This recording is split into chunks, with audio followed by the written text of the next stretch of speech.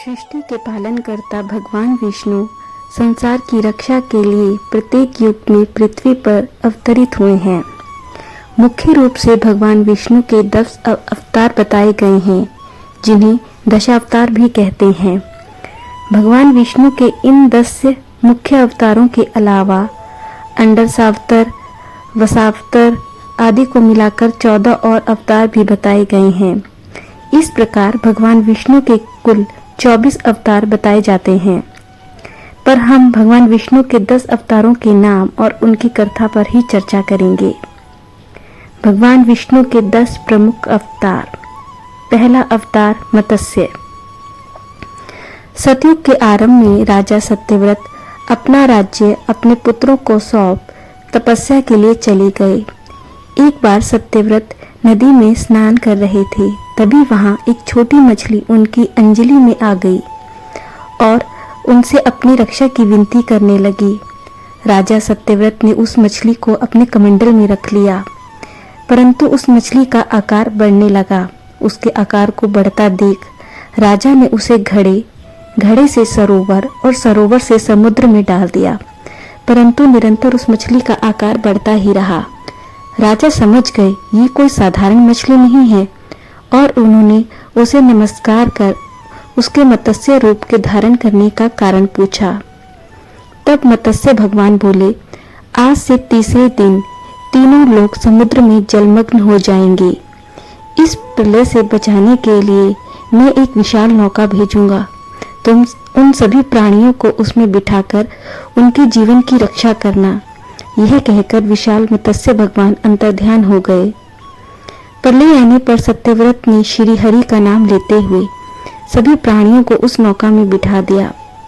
राजा सत्यव्रत के सत्वन करने के बाद मत्स्य रूपी धारी पुरुषोत्तम भगवान ने प्रलय जल से विहार करते हुए तत्वज्ञान का उपदेश दिया, जो मत्स्य पुराण नाम से प्रसिद्ध है। इस प्रकार श्री हरि ने मत्स्य अवतार लेकर जल प्रलय से पृथ्वी लोक के प्राणियों की रक्षा की। कूर्म अवतार, दूसरा अवतार। समुद्र मंथन के समय जब मदिराचल पर्वत को मंथनी बनाया गया तो अपने विशाल आकार के कारण वह समुद्र में डूबने लगा। यह देखकर परम शक्तिमान श्री भगवान एक विशाल एवं विचित्र कच्छप का रूप धारण कर मदिराचल पर्वत के नीचे पहुंच गए। कच्छपतार भगवान की विशाल शरण पाकर मदिराचल पर्वत ऊपर उठा। इस प्रकार समुद्र मंथन का कार्य सुचारू रूप से संपन्न हुआ। भगवान विष्णु का यही अवतार उनका कूर्म अवतार कहलाया। विष्णु का तीसरा अवतार वराह अवतार। पुरातन समय में दैत्य हिरण्याक्ष ने जब पृथ्वी को ले जाकर समुद्र में छिपा दिया, तब ब्रह्मा की नाक से भगवान विष्णु वराह के रूप में प्रकट हुए। भगवान विष्णु के इस रूप को देखकर सभी देवताओं व ऋषि मुनियों ने उनकी स्तुति की। सबके आग्रह पर भगवान ने पृथ्वी को ढूंढना शुरू किया। अपनी थुतनी की सहायता से उन्होंने पृथ्वी का पता लगा लिया और समुद्र के अंदर जाकर अपने दांतों पर रखकर वे पृथ्वी को बाहर ले आए। हिरण्याक्ष दैत्य का वध कर वराह ने अपने खुरों से जल को स्तंभित कर उस पर पृथ्वी को स्थापित कर दिया। इसके पश्चात भगवान वराह अंतर्ध्यान हो गए। भगवान विष्णु का चौथा अवतार नरसिंह अवतार। पौराणिक कथा के अनुसार भाई हिरण्याक्ष का वध होने से हिरण्यकश्यप देवताओं से नाराज हो गया और उसने देवताओं से विजय प्राप्त करने के लिए कठोर तप किया। इसके पश्चात उसे यह वरदान मिला कि कोई भी नर, पशु, घर या बाहर, जमीन या आसमान में उसे नहीं मार सकता। इस वरदान को पाकर वह अत्यंत शक्तिशाली हो गया और उसे अभिमान हो गया कि तीनों लोकों में उसे हराने वाला कोई नहीं है। वरदान के फलस्वरूप वह स्वर्ग, पृथ्वी तथा पाताल लोक का राजा बन गया। उसने स्वयं को भगवान घोषित किया और विष्णु को मानने से इनकार कर दिया। वहीं दूसरी ओर हिरण्यकश्यप का पुत्र प्रहलाद प्रभु का बहुत बड़ा भक्त था, जो निरंतर हरिजाप करता रहता था। इसी कारण हिरण्यकश्यप ने अपने पुत्र को समझाने की कोशिश की, परंतु जब वह नहीं माना तो उसकी हत्या का भी निरंतर प्रयास किया। समय के साथ साथ हिरण्यकश्यप का अत्याचार अपनी प्रजा और अपने पुत्र पर बढ़ता रहा।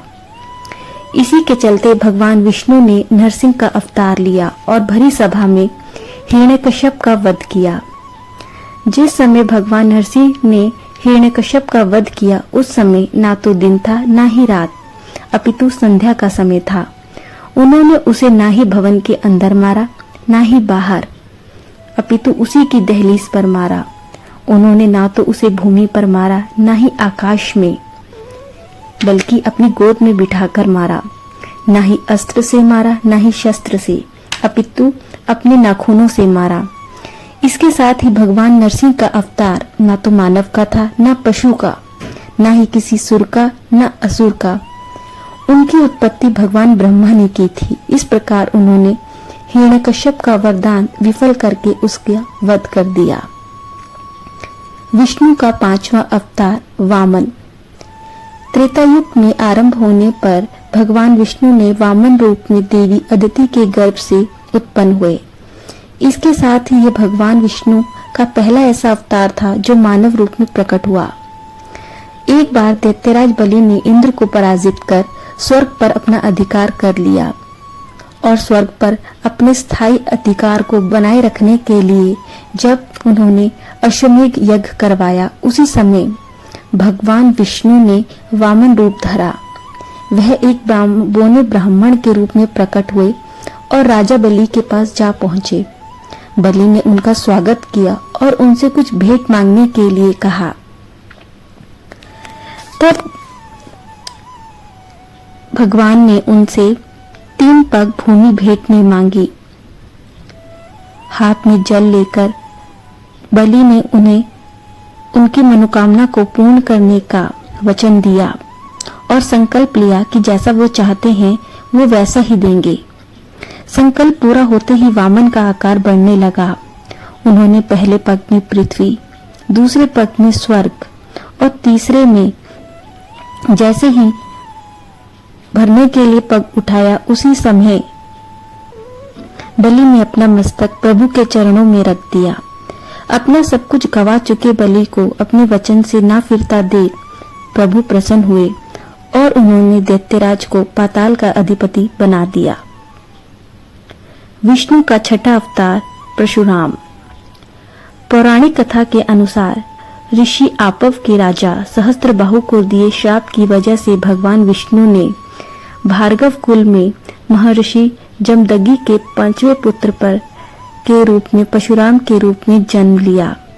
उन्हें राम के काल में भी देखा गया और कृष्ण के काल में भी। ऐसा माना जाता है कि वे चिरंजीवी हैं। वह परशुराम कल्प के अंत तक धरती पर ही तपस्यारत रहेंगे। विष्णु का 7वां अवतार राम। त्रेता युग में लंका के राजा रावण के वध के लिए भगवान विष्णु अयोध्या में राजा दशरथ के घर राम के रूप में जन्मे। सीता हरण के बाद लंका के युद्ध में वानर सेना की मदद से राम ने रावण का वध किया।